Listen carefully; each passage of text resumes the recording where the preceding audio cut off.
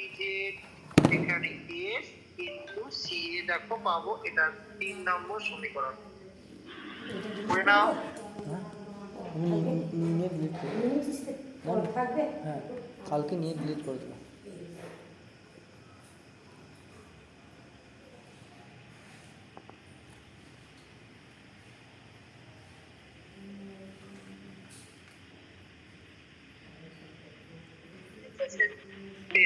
এবার নিউটনস ল থেকে আমরা কি পাই, সেটা থেকে আমরা তুলনা করব। যে from Newton law, Newton's law of viscous force, Newton's law of viscous force থেকে Newton law of viscous force F is, এফটা কি দেখো, এফ সমান দেখো আমরা এটা পেয়েছি কি, যে এফ দেখো আমরা F proportional to area of contact, এখানে দেখো আমি এস ধরেছি, তাহলে S into velocity gradient D V by D Z. তাহলে এখান থেকে আমরা অর এফ সমান একটা eta S D V by D Z দেখো লিখছিলাম। আমরা এখানে মাইনাস সাইনটা কনসিডার করছি না, তার কারণ কি আমি জাস্ট দেখো ম্যাগনিটিউডটা নেবো, আমরা কোনো ডিরেকশনটা নিচ্ছি না, তাই দেখো আমি মাইনাসটা কনসিডার করা হচ্ছে না, তাই এটাকে আমরা 4 নম্বর সমীকরণ বললাম। তাহলে দেখো এটাও দেখো একটা কি ফোর্স, এটাও একটা ফোর্স, এটাও দেখো একটা ফোর্স। তাহলে দুটোকে যদি আমি কম্পেয়ার করি, কম্পেয়ারিং ইকুয়েশন 3 আছে, কারণ ওটাও ফোর্সের এক্সপ্রেশন, এটাও দেখো একটা ফোর্সের এক্সপ্রেশন। কম্পেয়ারিং ইকুয়েশন এই 3 আর 4, তাহলে দেখো আমরা এখানে এটা এস ডিভি বাই ডিজেড, এদিকে দেখো একের 3 M DV by DZ S into C A. দেখো এই দুটো টার্ম দেখো ডান দিকে বাম দিকে কেটে যাচ্ছে, কি এস ডিভি বাই ডিজেড কেটে গেল, বাকিটা দেখো সবটাই দেখো রয়ে গেল কি, অতএব এটা সমান একের 3 M N C into L, এটাই হয়ে গেল গ্যাসের ভিসকোসিটির কোএফিসিয়েন্টের এক্সপ্রেশন। এটাই কি expression of viscosity coefficient, viscosity coefficient of gas, VVI তোমাদের জন্য, এটা ভিভিআই।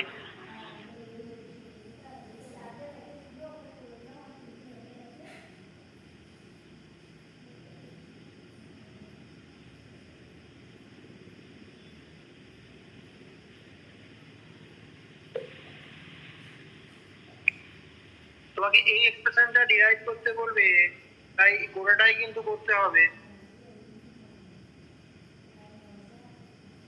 ওকে,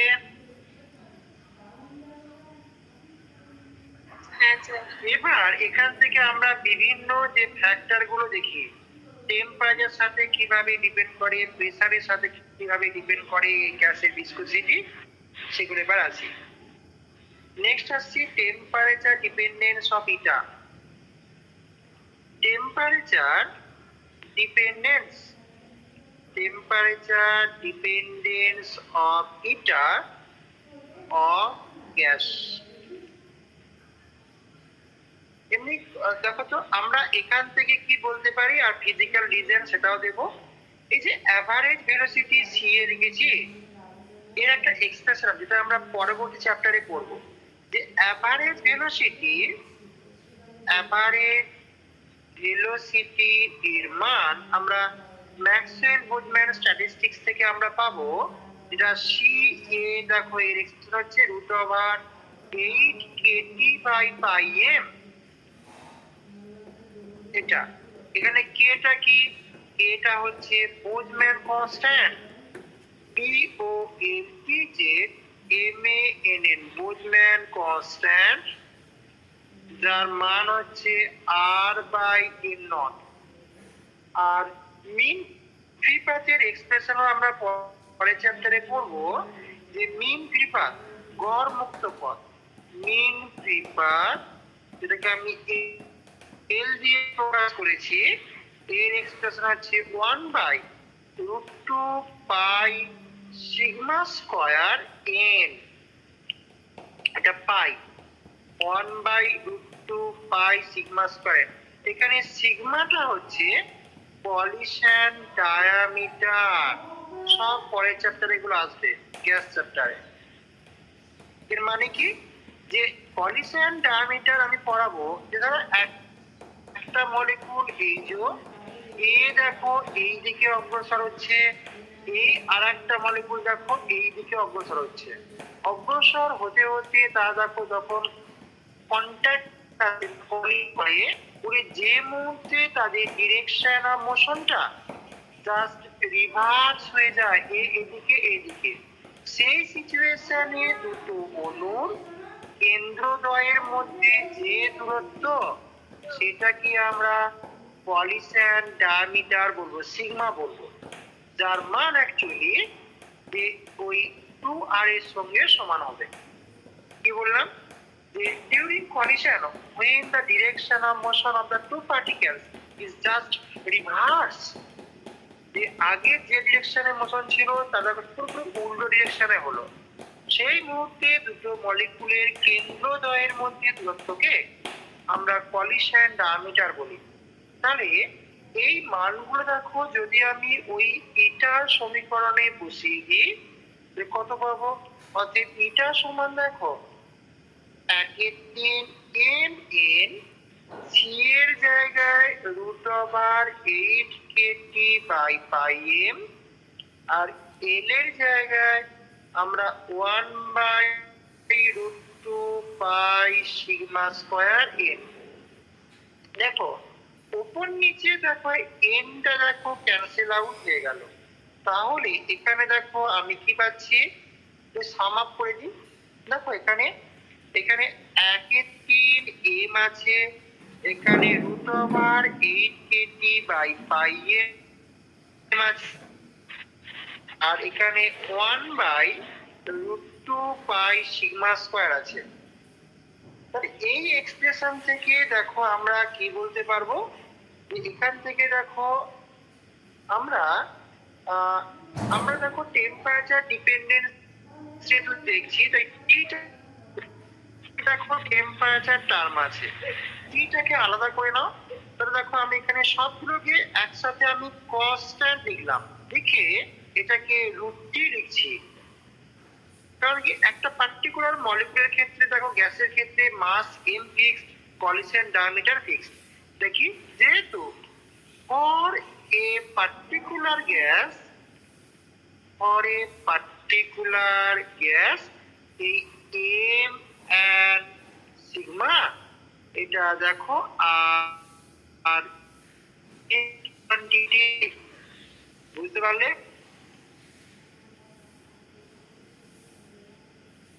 ঠিক আছে, হ্যাঁ। তাহলে এখান থেকে দেখো আমরা এরকম পাচ্ছি, বা এটাকে দেখো আমি একটা কনস্ট্যান্ট কে t⁻², তাহলে d/dt করলে আমরা দেখো কে ½ × t⁻², তার মানে কি পাচ্ছি গো, দেখো আমরা ½ কে ইন্টু 1/√t, তার মানে দেখো এটা একটা পজিটিভ কোয়ান্টিটি, কারণ সবই দেখো পজিটিভ। তাহলে অতএব কি পেলাম, d/dt দেখো পজিটিভ অর গ্যাস। আগেরটা দেখো লিকুইডের ক্ষেত্রে দেখবে নেগেটিভ পেয়েছিলাম, এটাই তোমাদের পরীক্ষায় কোশ্চেন আছে। কি কোশ্চেনটা হচ্ছে এটা, show that the d/dt is positive or gas but negative or liquid. Okay?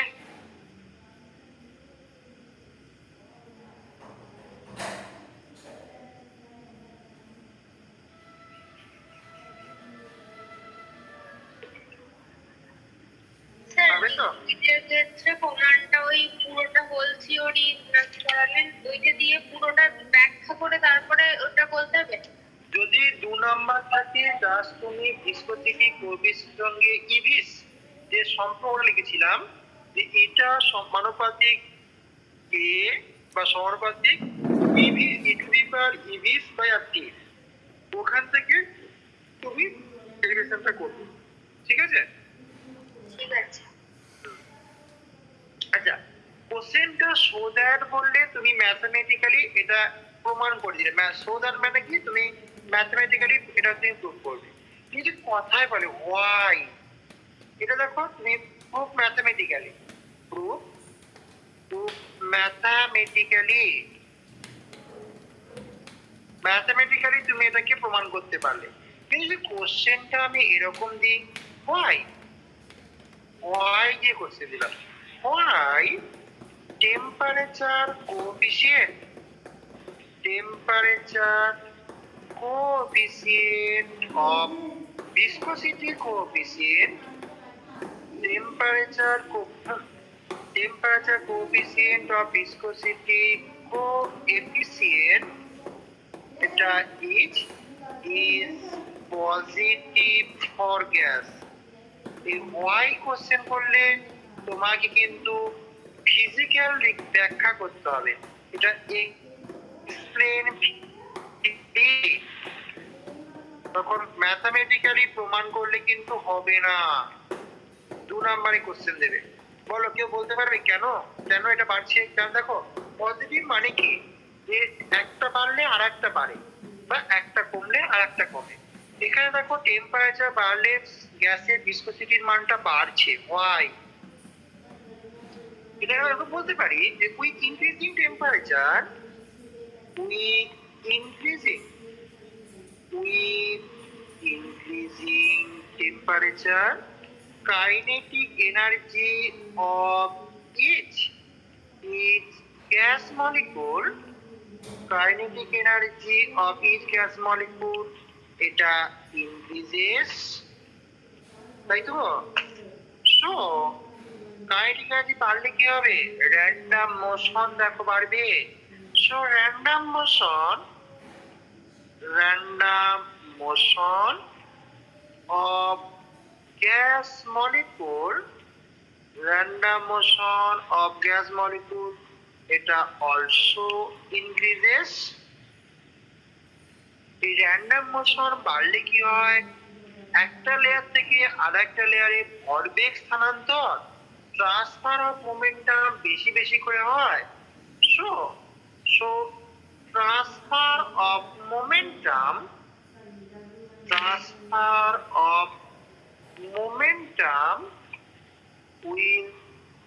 will also increases।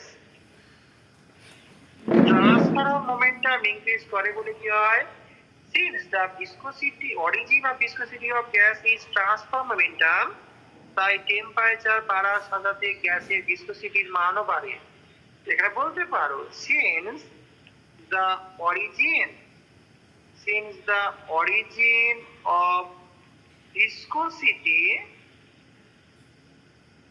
of gas is transfer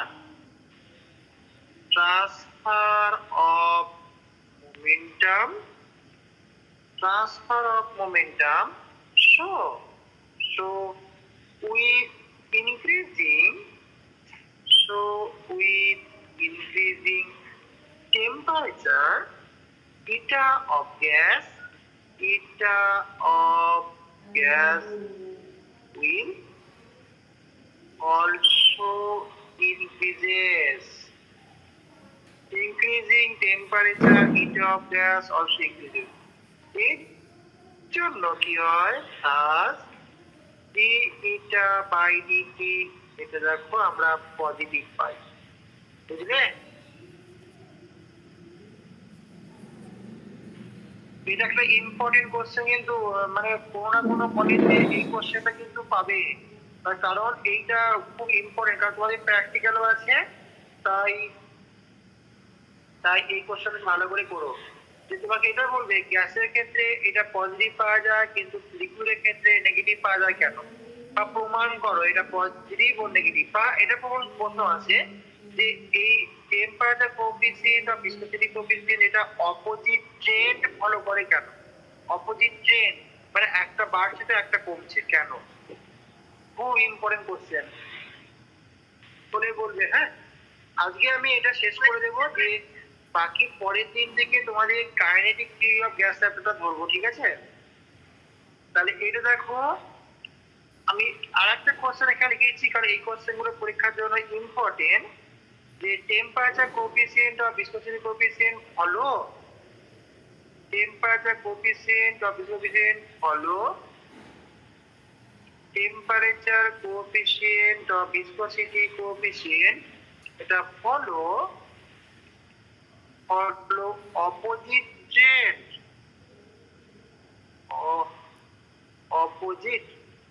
opposite trend or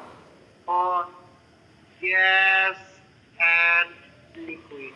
বলে দিল না যে কার পজিটিভ কার নেগেটিভ, বলে দিল না, অপোজিট ট্রেন্ড হয় এটা বলে দিল। এক্সপ্লেন পারবে তো?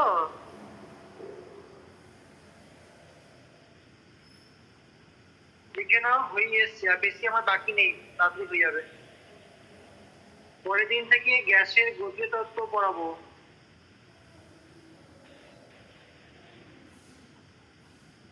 ওটা শেষ করে তারপর আমি থার্মোডাইনামিক্স যাবো, last part.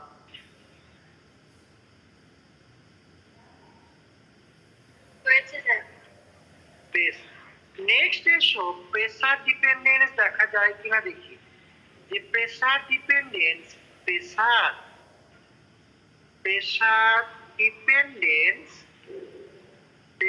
Dependence of heater of gas. এই বাকিরা সব চুপচাপ যে শুনতে পাচ্ছ তো নাকি গো? ছেড়ে ছেড়ে পালাচ্ছে, ভালো লাগছে না আমার শুনতে। প্রেসার ডিপেন্ডেন্স দেখাতে গেলে দেখো, আমাকে দেখো এই যে এখানে দেখো যেটা আমি করছিলাম, কোথায়, এই যে এখানে, এখানে দেখো আমি এনটাকে কাটাকাটি করার পর দেখো আমি এই পর্যন্ত দেখো পেয়েছি কি, এই যে আমি এখানে দেখো প্রত্যেকটা মানকে দেখো বসানোর পর আমি এই পর্যন্ত দেখো যে সমীকরণটা পেয়েছি সেখান থেকে আমি ব্যাখ্যা করতে পারবো। তাহলে এইটাকে আমি কপি করে নিয়ে এখানে বসাই। এটা বুঝলি কি? আর যা বুঝলো। দেখো আমরা এটা পেয়েছি, দেখো এইটা দেখো ক্যান্সেল আউট হয়ে দেখো আলটিমেটলি আমরা এই সমীকরণটা পাচ্ছি। এ পর্যন্ত কি সবার হয়েছে? এটা করে নাও, আমি এখন একটা কথা বলবো।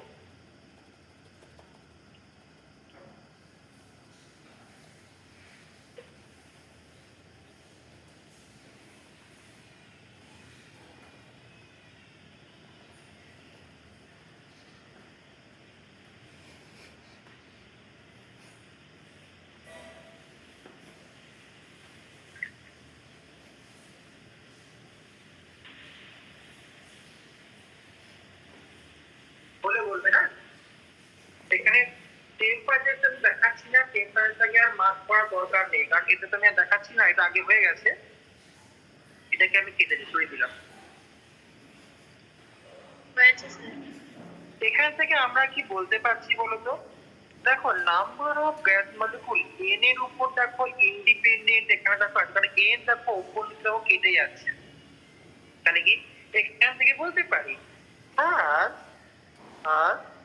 এটা of gas, এটা is independent, eta of gas is independent of n, n এর উপর ডিপেন্ড করে না।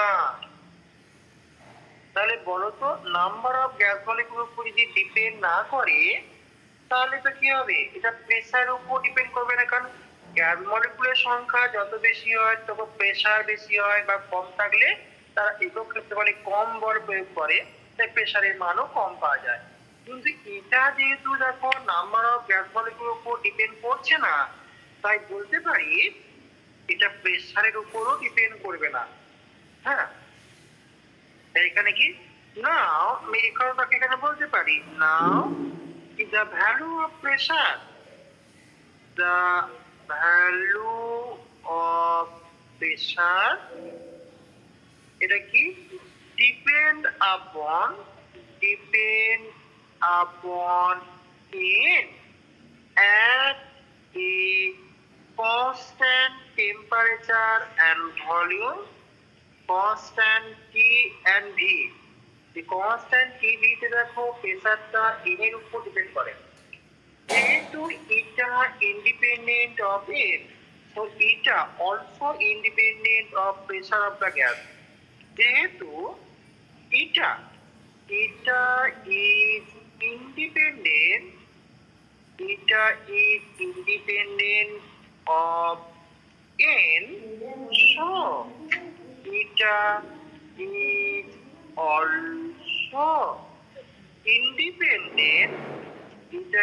also independent of pressure of the gas।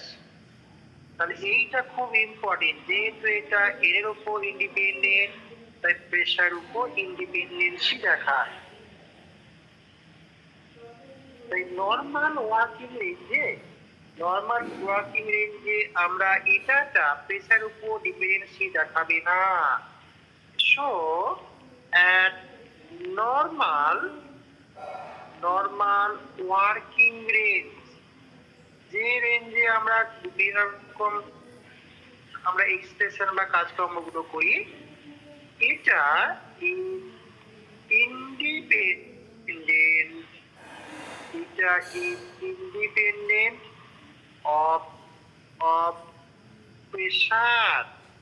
Independent of pressure of gas.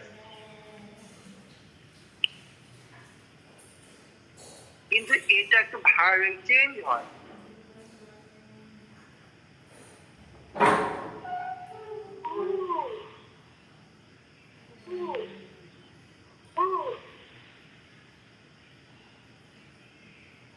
Actually এটা গ্যাসের প্রপার্টি, তো তাই গ্যাসের ওটা আগে বলে দিলে ভালো হতো, কিন্তু ভিসকোসিটির সঙ্গে এটা নিয়েছে তাই আমি তো আগে বলে দিলাম। অ্যাকচুয়ালি হয়েছে। এবার এটা একটা কথা বলছি কি, যদি খুব লো প্রেসার রিজনে যাই বা খুব হাই প্রেসার রিজনে যাই, মানে পি এর মান যদি আমি 10 বা 10 করি, তখন এই মিন ফ্রিটাতে যে কনসেপ্টটা কিন্তু তখন থাকে না। কারণ কি খুব হাই প্রেসারে গেলে যদি ইনফাইনাইট করে দিই, তখন পার্টিকেল গুলো দেখো একে অপরের কাছাকাছি থাকে, তাই ওরা মিন ফিফা যেটা ট্রাভেল করতে দেখো সেটা ঠিকঠাক ফুলফিল করতে পারে না। বা খুব 10 প্রেসার যদি করি, মানে ধরো একটা বিশাল বড় সিস্টেম, দুই একটা পার্টিকেল আছে, সেখানে তো মলিকুল র্যান্ডম মোশনে করে যাবে, কোনো পলিউশন হবেই না। তাই তখনও কিন্তু মিন ফিফাতে কনসেপ্টটা থাকে না বলে তখন কি হয়, ওই যে মিন ফিফার যে এক্সপ্রেশনটা লিখেছি দেখো এল সমান 1/√2 বাই সিগমা স্কয়ার এন, ওই সমীকরণগুলো ইনভ্যালিড হয়ে পড়ে। ওই সিচুয়েশনে তখন কিন্তু এই এন এর উপর ডিপেন্ড করে। তাহলে আমি এখানে এই কথা বলতে পারি এই যে দুটো এক্সট্রিম পয়েন্টে, but at very low pressure region, but at very low pressure region, ব্র্যাকেটে P tends to 0, or at very high pressure region, or at very high pressure, তখন এটা দেখো আমরা ইনফিনিটি করব, or at very high pressure region infinity, তখন কি হয়, এর মিনিং অফ মিন ফ্রি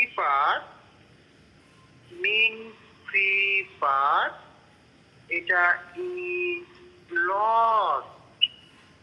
তাই সো এই সিচুয়েশনে এল সমান যেটা আমরা পড়ছি 1/√2 পাই সিগমা স্কোয়ার এন, এটা invalid, is invalid, and these two extreme condition,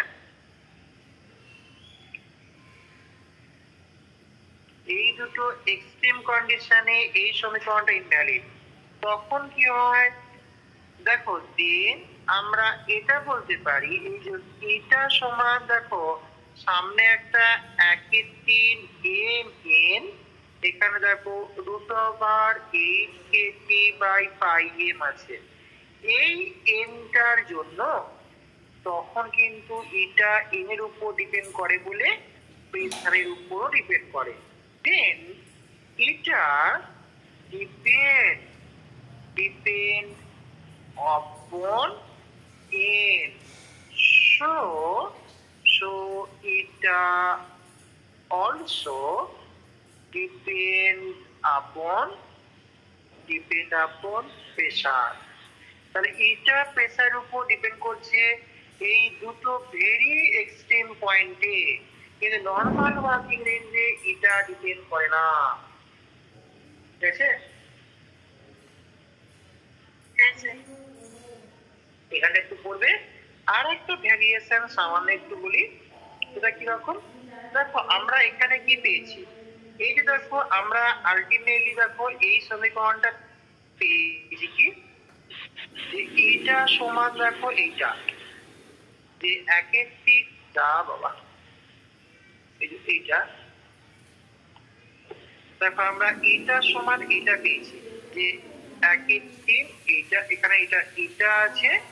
এখানে দেখো যদি আমি এই মাস আর সিগমাটাকে আমি আলাদা করে লিখি, দেখো এখানে মাস দেখো একটা উপরে এম তলায় √m আছে, তাহলে দেখো আমরা এখানে √8kT/π এক পাশে লিখলাম রুট, আর এখানে 1/√2 উপরে দেখো √m/σ² দেখো পাবো, কারণ এই এম নিয়ে একটা উপরে √m রইলো, আর তলায় দেখো σ² আছে। তাহলে এইটাকে দেখো আমি এরকম বলতে পারি কি, টেম্পারেচার যদি আমি ফিক্স রাখি কি হবে, যে অতএব এটা সমানুপাতিক দেখো √m/σ² and a constant temperature। এটা কেন বলছি, তুমি দেখো যে উপরে হিলিয়াম, নিয়ন, আর্গন, ক্রিপ্টন, জেনন, তুমি যত দেখো একই শ্রেণী বরাবর উপর থেকে নিচে যাওয়া যায়, তাদের অ্যাটমিক রেডিয়াস দেখো বেড়ে যায়, তাই না?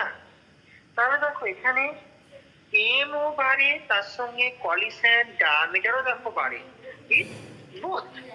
এখানে কি হয় যে বোথ এম এন্ড সিগমা এটা দেখো ইনক্রিজ করে। তাহলে এখানে দেখো যেহেতু আমরা এইরকম একটা সম্পর্ক পাচ্ছি, এম যে রেটে বাড়ে সিগমা কিন্তু সেই রেটে বাড়ে না, তাই একটা সিস্টেমেটিক ওয়েতে আমরা ভ্যারিয়েশনটা দেখা যায় না। এটা বলা যায় কি, যে 6, কারণ উপরে দেখো স্কোয়ার রুট আছে, তোরা দেখো স্কোয়ার ফর্মে আছে, তাই সিস্টেমেটিক ওয়েতে ভ্যারিয়েশন এই কথাটা বলা হয়। মানে কি, যে রেগুলার ওয়েতে যেরকম ভাবে রেগুলার ট্রেন্ড যে ক্রমাগত বেড়ে যাচ্ছে বা ক্রমাগত কমে যাচ্ছে, সেরকমটা খুব একটা চোখে পড়ে না। তাই এখানে বলা যায় scene in and sigma both increases down the group,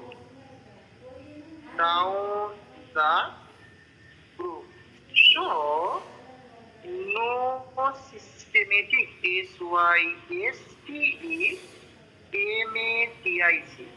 no systematic variation is observed।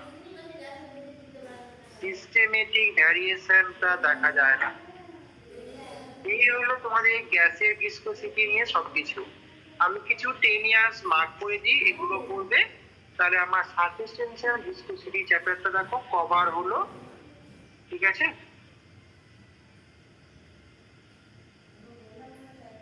একটা কোশ্চেন দেবো, একটা একটা কোশ্চেন দিচ্ছি, এটা বাড়িতে করো। একটা কান্দে কোশ্চেন, সবাই আছো? আছো গো? কোশ্চেনটা এরকম বলছে যে for CO2 at 27 degree centigrade টেম্পারেচারের এটা বলছে 1.5 ইন্টু 10⁻⁻4 এত পয়েন্টস। প্রশ্ন করছে find the molecular diameter, sigma বার করো, molecular diameter of the gas, এটা এটা কি করে করবো বলো? এখানেই করে দিই, চলো কি করে করবো দেখো। আমরা এখানে তাহলে এটা সমান দেখো 1/3 CA into L। আমরা দেখো এখানে অ্যাভারেজ ভেলোসিটির মান কিন্তু বলে দেওয়া নেই, সব বার করে নিতে হবে। আর 1/3 এখানে এই সিগমাটা অ্যাকচুয়ালি আমরা এর মধ্যে পাই, √2 পাই সিগমা স্কয়ারে, n ক্যান্সেল আউট হলো। তাহলে আমরা এখান থেকে দেখো সিগমাটাকে ওদিকে নিয়ে যাচ্ছি, তাহলে সিগমা স্কয়ার সমান দেখো আমরা এখানে 1/3√2 CA, আর দেখো একটা পাই দেখো তলায় আছে, তাহলে একটা পাইকে এখানে লিখে দিই, কোথাও একটা পাই। তাহলে এর মানগুলো বসিয়ে তারপর আমি দেখো সিগমাটাকে পাওয়া যাবো, তাই তো? সিগমা এখানে একটা ইটাটা আসবে না কি, ইটা। তাহলে প্রত্যেকটা মানকে আগে বার করে নাও। দেখো অ্যাভারেজ ভেলোসিটির মধ্যে দেখো আমরা 880/πs, তাহলে এটাকে দেখো উপর নিচে অ্যাভোগাড্রো সংখ্যা গুণ করে দিলে আমরা 8t/π ক্যাপিটাল M পাবো। অ্যাভোগাড্রো সংখ্যা উপর নিচে গুণ করে দিয়েছি। তাহলে এখানে দেখো আমরা CO2 এর জন্য আমি দেখো পয়েস দিয়ে দিয়েছি, সিজিএস একক ব্যবহার করছি। তাহলে আর এর মান 8.314 ইন্টু 10⁻7, আর টেম্পারেচারটা 300, পাই 3.14, CO2 এর জন্য 44 হয়। এটা কেউ বলো তো কত আসছে? কেউ বলতে পারবে কত আসছে বলো?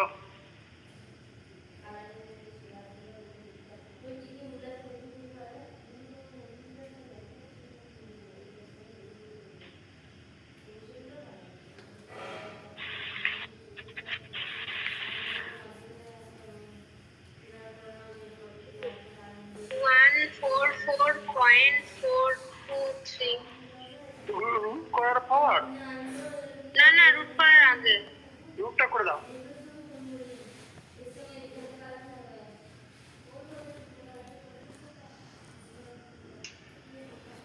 টেন টু দি পাওয়ার 7 আছে, এটাকে রুট করলে তো একটা 10 টু দি পাওয়ার 3 এর কিছু একটা আসবে।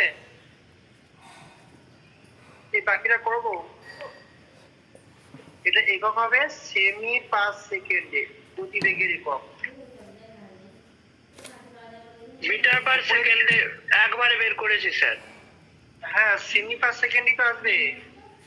তাহলে এরকম কি আসছে আমি করে দেখবো, চলো দেখি, একটু দেখি। চলো, তোমার এটা হচ্ছে না, তোমরা কি যে করবে কে জানে। দেখি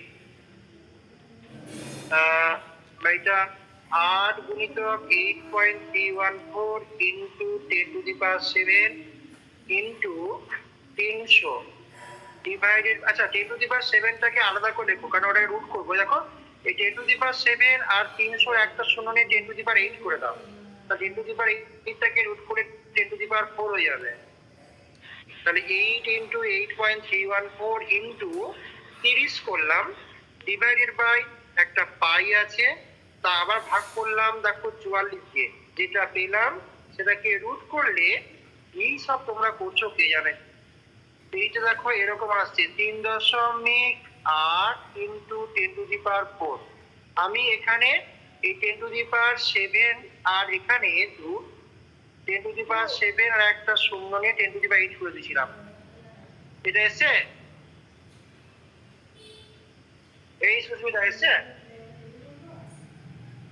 হ্যাঁ, আমি সবগুলোর উপরে একবারে রুট চাপিয়ে দিয়েছিলাম। যে এইটা আসছে না, স্যার এটাই আছে, এটাই আছে। 8 into 8.314 into 10⁷ into 300 divided by 3.14 divided by 44। এটাকে করার পর যদি রুট চাপাই ওটার উপর তাহলে তো এটাই তো আসছে গো। এসব বলে দিলাম, তাহলে এটাই আসছে। তাহলে এখানে দেখো আমরা মানটা বসাও। তাহলে একেবারে দেখো উপরে আছে কি এম, ছোট হাতের এম, ছোট হাতের এমটা কিন্তু একটা মলিকুলের ভর। তাহলে এইটাকে আমরা 44 বাই অ্যাভোগাড্রো সংখ্যা করতে হবে। তাহলে উপরে দেখো আমরা ক্যাপিটাল এম সি, আর কিছু দেখো নেই, তলায় দেখো 3√2π এটা আর একটা অ্যাভোগাড্রো সংখ্যা। তাহলে মানগুলো আছে এটা দেখো সি এর মানটা 3.8 ইন্টু 10⁴। এটা 3√2 মান 1.414, এটা 3.14। এটা দেখো 1.5 10⁻⁻4 ইন্টু অ্যাভোগাড্রো সংখ্যা 6.023 ইন্টু 10⁻23। 10⁻⁻ গুলোকে আলাদা করে রেখো। দেখো -4 আর উপরে গেলে +4 হয়ে গেল, তাহলে +8, আর তলা থেকে 23 গেলে উপরে দেখো -15 থাকবে। তাহলে আমরা 44 ইন্টু 3.8 তলায় 3 ইন্টু 1.414 ইন্টু 3.14 1.5 6.023 ইন্টু 10⁻। দেখো উপরে 8, তলা থেকে -23 মানে -15 হবে। আসছে? এটা কত হয় দেখো, হিসাব করি দেখি, সবাই করো দেখি। 8 ইন্টু 3.8 ডিভাইডেড বাই 3 ভাজিতক 1.414, তাকে আবার ভাগ করব 3.14 দিয়ে, তাকে আবার ভাগ করব 1.5 দিয়ে। 1.389 এরকম আছে। আমার সঙ্গে মিলছে কিনা দেখো, এটা আসছে দেখো 1.389 ইন্টু 10⁻⁻15। আমরা -16 করে দেখো রুট করলে -8 বেরিয়ে আসবে, তাহলে সেটা 16 করে দাও। তাহলে 13.89 ইন্টু 10⁻⁻16। তাহলে ওদের সিগমা কত? √13.86 আর 9 আছে না, 8 9 ইন্টু 10⁻⁻16। তাহলে এটা দেখো আমরা জাস্ট 13.89 ইন্টু 10⁻⁻8 বলবো। তাহলে 13.89 এটাকে রুট করতো, তারপরে রুট করলে 3.72 ইন্টু 10⁻⁻8 এত সিমি। তাহলে এখান থেকে দেখো আমরা 3.72 আর্মস্ট্রং অ্যান্সার পাচ্ছি সিগমা। হচ্ছে?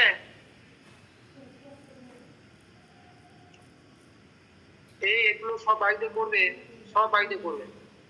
হচ্ছে না কারো, একটা ক্যালকুলেটর ইউজ করতে পারছো না, তাহলে কি করে ম্যাথমেটিক্স করবে গো? হ্যাঁ, ক্যালকুলেটর গুলো ভালো করে প্র্যাকটিস করবে। আমি কিছু হোমওয়ার্ক দিচ্ছি, হোমওয়ার্ক দিয়ে আজকে ছুটি দেবো। হোমওয়ার্ক লেখো তো কিছু, এগুলো টেনে আসে দাগ দাও।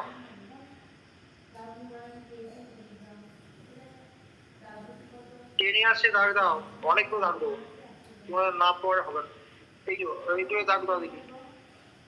হোমওয়ার্ক বাড়িতে করবে সব। ক্যালকাটা ইউনিভার্সিটির 98 3-এর এ পেয়েছো? দাগ দাও। 98-এর 3-এর এ, 3-এর বি। এই 3-এর এটা ফার্স্ট আর সেকেন্ড পার্টটা করবে মেনলি। হ্যাঁ, দাগ দিয়েছি। এটা ফার্স্ট আর সেকেন্ড পার্ট, আর 3-এর বিটা, এটা সেকেন্ড পার্টটা করো। হবে 2002 9-এর এর 2, 2003 এটা 10-এর সি, 2005 9-এর এর 1, 9-এর এর 2, 2006 10-এর বি, 12-র 7-এর বি, 15 6-এর বি, 12 ইউনিভার্সিটি এসো। বিউ দেখো 7-এর 1-এর বি করবে, 8-এর দেখো 5-এর বি, 10-এর এর 1-এর সি, 14-র 2-এর বি এর 1, 18-র 3-এর সি এর 2, আর 22 3-এর ডি এর 3। এটা করো। নেক্সট ক্লাস তোমাদের বলে দিই, 10 ইয়ার্স থেকে কিছু ফিক্স ল যে কিছু কোশ্চেন ওদের থাকে সেগুলো বাদ দেবে, কারণ সিলেবাসের মধ্যে নেই। হ্যাঁ, নেক্সট থেকে আমি কাইন্ড ক্লাস করব। নেক্সট ক্লাস আবার মন্ডে সন্ধ্যায় কেটিজি, কাইনেটিক থিওরি অফ গ্যাস। ওকে,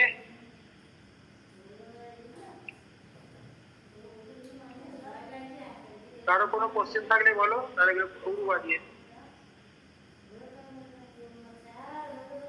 তোমাদের এইটা শেষ করলাম, এটা পরীক্ষা নিতে হবে, সার্ভিস টেনশন ডিসকাশন পরীক্ষা নেবো আমি, পরের দিন বলবো। হ্যাঁ বেশ, চলো উঠি।